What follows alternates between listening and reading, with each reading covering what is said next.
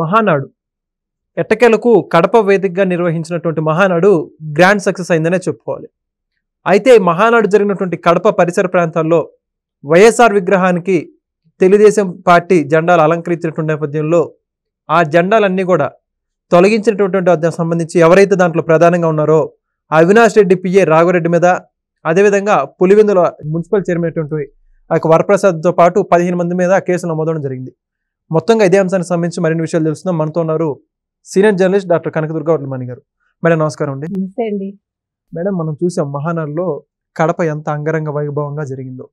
అయితే అక్కడ తెలుగుదేశం పార్టీ జెండాలు వైఎస్ఆర్ విగ్రహం చుట్టూ కట్టిన నేపథ్యంలో వాటన్నిటిని కూడా వైఎస్ఆర్సీపీ పార్టీ శ్రేణులు కొంతమంది నాయకులు వెళ్ళి కూడా మొత్తాన్ని చింపేసి కింద పడేశారు.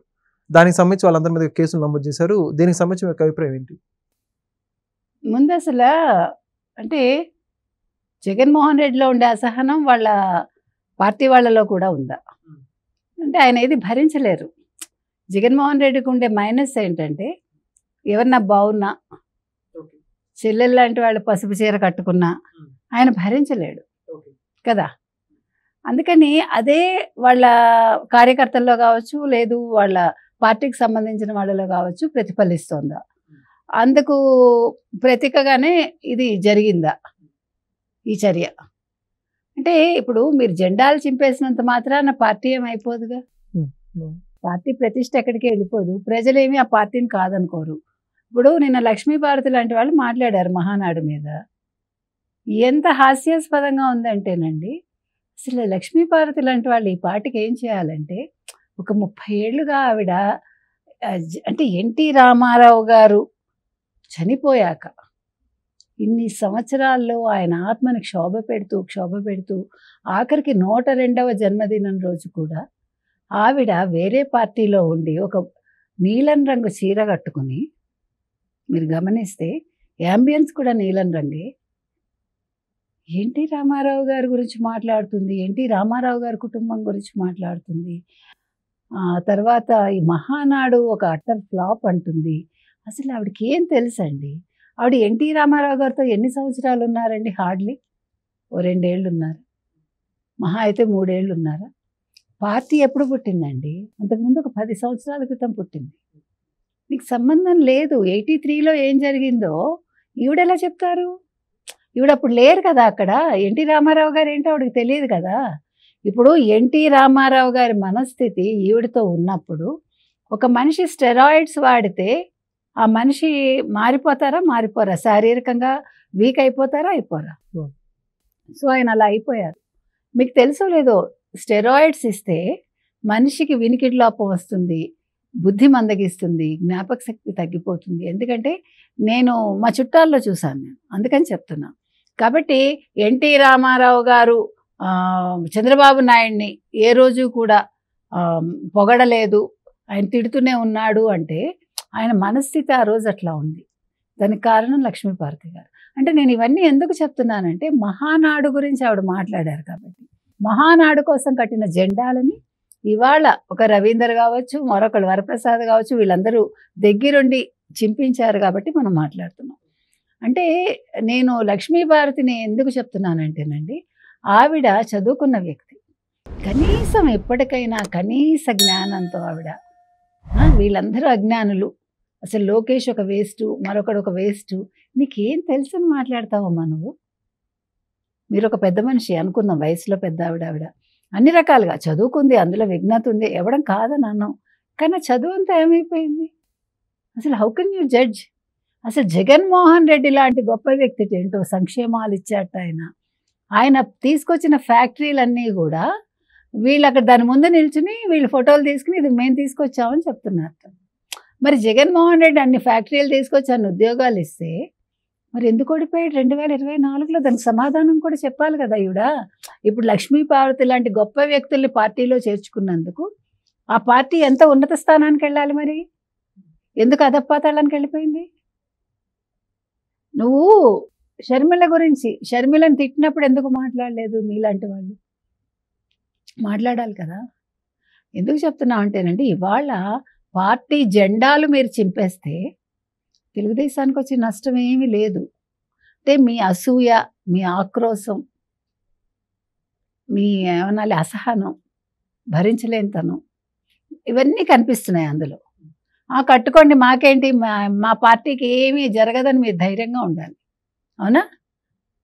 అవునా కాదు? అవును కదండి. వాళ్ళు ఏమనాలి, కట్టుకుంటారా కట్టుకోండి, మళ్ళీ మేమే వస్తాము, నీకు నమ్మకం ఉంది కదా. 2.0 నేనే ముఖ్యమంత్రి. ఇప్పుడు కడపలో నెగ్గారు, అది లక్ష్మీవారికి తెలియట్లేదేమో. కడపలో ఎందుకు పెట్టారు, కడపలో పెట్టడం ఓ పెద్ద గొప్ప అంటోంది ఆవిడ. డెఫినెట్గా గొప్పే, డెఫినెట్గా గొప్పే. ఎందుకంటే ఇవాళ పసుపు మయమైపోయింది రాయలసీమ. ఒక ఆడదాన్ని ఏడిపిస్తే ఆ ఉసురు ఇలాగే ఉంటుంది. ఇవాళ షర్మిల ఉసురు ఇవాళ రాయలసీమ మొత్తం, ముఖ్యంగా కడప, పులివెందుల మొత్తం అన్నీ కూడా పసుపుమయమైపోయి కనువిందు చేసాయి. కొంతమంది గుండెల్లో మంట తీసుకొచ్చాయి. అందుకని ఆ మంటకి తార్కాణంగా వీళ్ళందరూ ఆ జెండాలు పీకేశారు. జెండాలు పీకేస్తే జెండా భూమిలోంచి మళ్ళీ పైకి రాదా? రాదండి. ఇప్పుడు ఇంకా బలంగా వస్తుంది కదా. ఇప్పుడు ఇక్కడ వరకే వచ్చారు, రేపు పులివెందులు కూడా ఆక్రమిస్తారు. ఇప్పుడు మీరు చేసిన పనికి జగన్మోహన్ వల్ల ఇవాళ తెలుగుదేశం ఇలా కళకళలాడుతుంది, అది గుర్తుపెట్టుకోండి. తెల్లారి లేచి చంద్రబాబు నాయుడు పేరు చెప్పకుండా, లోకేష్ని తిట్టకుండా 5 సంవత్సరాలు ఆయన దినచర్య ముగియలేదు. సొంత చెల్లెలు చెప్పింది, నీకు అర్థం పంపిస్తానన్నా నీకు చంద్రబాబు నాయుడు కనిపిస్తున్నారని. కాబట్టి ఇప్పటికి కూడా మారలేదు. ఇప్పుడు ఆయన చేయాల్సింది ఏంటి, నిజంగా దమ్ము ఉంటే ఆయనకి, నిజంగా చెప్తున్నానండి, నేను రాయలసీమ బిడ్డని, పౌరుషం ఉంది ఇది అది అంటారు కదా, పౌరుషం ఎవరికి ఉండదండి. నేను రాయలసీమ వాళ్ళకి ఏమైనా గుత్తకిచ్చాను పౌరుషం? ఉత్తరాంధ్ర వాళ్ళకు ఉండదా? గోదావరి జిల్లాల వాళ్ళకు ఉండదా? విజయవాడ వాళ్ళకు ఉండదా? గుంటూరు వాళ్ళకు ఉండదా? ఎవరికి ఉండదు? తిరుపతి వాళ్ళకు ఉండదా? ప్రతి వాడికి పౌరుషం ఉంటుంది. నేను మిమ్మల్ని అనవసరంగా తిట్టాను అనుకోండి, అనుకుందాం, మీరు ఓపిక పడతారు, కొద్దిగా ఓపిక పడతారు. ఎప్పుడైతే మీ ఇంట్లో వాళ్ళని తిట్టానో మీరు తిరగబడతారు, రెచ్చిపోతారు, అది ఎక్కడికైనా వెళ్తుంది. అవునా కదా? కాబట్టి నేను అనేది ఏంటంటే, ఇప్పుడు ఇవాళ నీకు దమ్ముండి ఉంటే నువ్వు కడపలో ఉండాల్సింది. అసలు